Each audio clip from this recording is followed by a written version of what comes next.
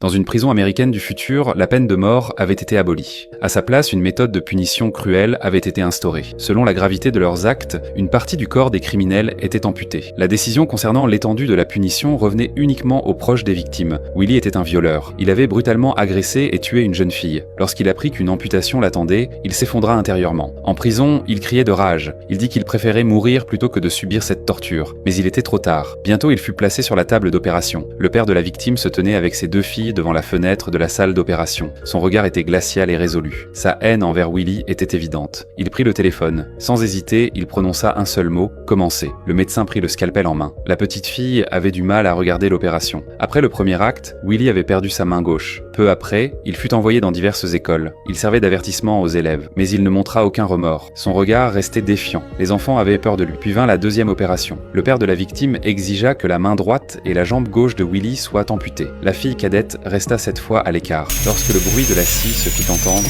l'aînée des filles ne put supporter plus longtemps. Elle quitta silencieusement la pièce. Après l'opération, Willie était extrêmement affaibli. Lorsqu'il se remit, il fut envoyé dans une autre école. Son ancienne arrogance avait disparu. Son visage était marqué par le remords. Mais un garçon rebelle de l'école ne le prit pas au sérieux. Il le provoqua. Willie se sentit misérable. Et bientôt, la troisième opération arriva.